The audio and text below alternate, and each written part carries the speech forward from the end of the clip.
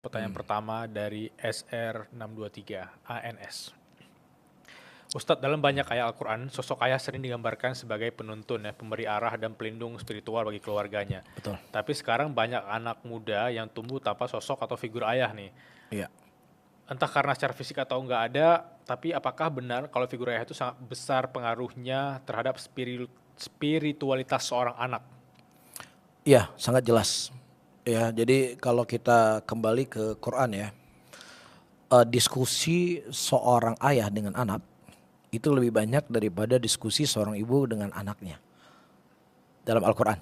Ya. Ya, misalnya diskusi Nabi Yakub dengan Nabi Yusuf, diskusi Nabi Yakub dengan anak-anaknya yang lainnya, diskusi Nabi Ibrahim dengan anaknya Ismail alaihissalam, diskusi Luqmanul Hakim dengan anaknya, diskusi Nabi Nuh dengan anaknya.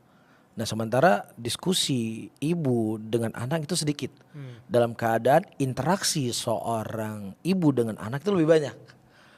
Kan begitu? Ya, Tapi Al-Quran seharusnya. Tapi Al-Quran justru berbicara ibu ayah dengan anak lebih banyak. Ada beberapa pelajaran ya bisa kita petik. Pertama, seorang ayah ketika dia punya keluarga, maka tugas dia itu bukan hanya sekedar memberikan finansial.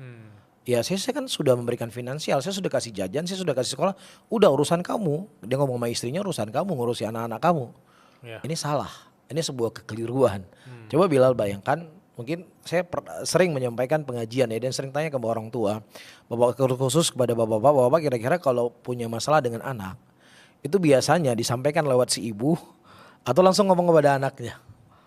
Nah kebanyakan si bapak ya menjawab ngomong lewat istrinya. Yeah. Ya jadi kalau ada masalah, Bu atau Dek kasih tahu ya sama si Abang jangan nakal-nakal ya. Yeah. Ini kan kita sebagai seorang ayah sebenarnya gagal. Kenapa saya katakan gagal? Ini darah daging kita. Ya ini darah daging. Gimana pun anak tetap itu darah daging kita. Bagaimana anak yang menjadi darah daging kita nggak bisa ngobrol sama dia. Kok kita bisa ketawa ketiwi terbahak-bahak sama orang yang bukan darah daging kita. Sementara si anak inilah darah daging kita. Ya, berarti ada sesuatu yang salah di sini. Ya, ada sebuah kekeliruan di sini. Ya bisa jadi si ayah terlalu sibuk dengan urusannya sehingga anaknya tumbuh berkembang dalam keadaan dia tidak terjaga. Coba bila lihat ya. Itu Nabi Ibrahim ketika beliau berbicara dengan anaknya, apa yang beliau bicarakan? Mimpi. Ini kan berbicara sesuatu yang sangat privasi ya. Tapi masalah privasi cerita sama anak gitu loh. Jadi bukan masalah-masalah besar yang mau dibahas gitu. Jadi masalah-masalah bentuknya privasi. Saya mimpi melihat dalam mimpiku menyembelih engkau.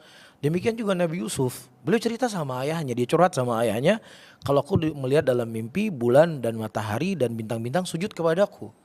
Ya, jadi hal-hal yang sederhana itu yang dibicarakan antara anak seorang nabi dengan ayahnya. Jadi kalau Anda beralasan saya sibuk apa sih kamu dibandingkan para nabi? Kan begitu kan. Dan begitu juga Nabi kita Muhammad SAW itu dicurhatin sama anaknya, sama Fatimah terkadang, wahai Rasulullah saya terkadang terlalu berat mengurusi Ali.